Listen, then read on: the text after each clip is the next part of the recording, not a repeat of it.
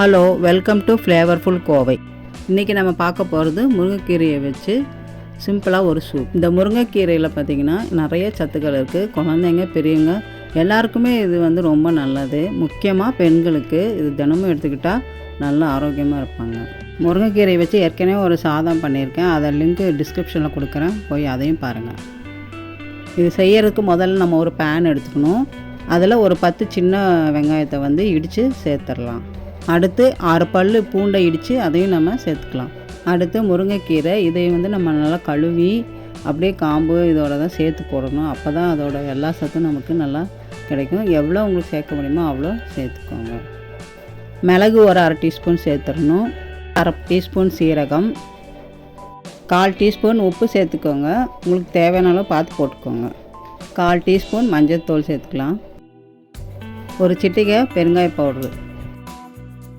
இப்போது 4 கப் தண்ணி நான் ஊற்றுறேன். இது நல்லா சுண்டி 3 கப்பாக ஆகணும். இப்போ நல்லா ஸ்பூனை வச்சு நல்லா கலக்கி விட்டுட்டு உப்பெல்லாம் சரியாக இருக்கான்னு பார்த்து போட்டுக்கோங்க. பாருங்க, இப்போ தான் நல்லா சூடாகுது. நல்லா அப்படி கொதிக்கணும். கொதித்து நல்லா திக்காகி ஒரு 3 கப் வர வரைக்கும் நல்லா கொதிக்க வைக்கணும். இது ரொம்ப டேஸ்ட்டாக இருக்கும், கசப்பே தெரியாது. நீங்கள் டெய்லியுமே இதை நல்லா குடிக்கலாம். உடம்புக்கு ரொம்ப நல்லது. இது செய்கிறது ரொம்ப ஈஸி. பாருங்கள், நல்லா சுண்டிருச்சு. இப்போது நம்ம இதை வடிகட்டி ஊற்றிடலாம். பாருங்கள், இந்த சூப் பார்க்குறதுக்கு நல்லா இருக்குது, கிளியராக இருக்குது. இதையே காலையில் வெறும் வயிற்றில் தான் குடிக்கணும். கட்டாயம் இதை வீட்டில் நீங்கள் செஞ்சு குடிச்சு பாருங்கள், உங்களுக்கு ரிசல்ட் நல்லா கிடைக்கும்.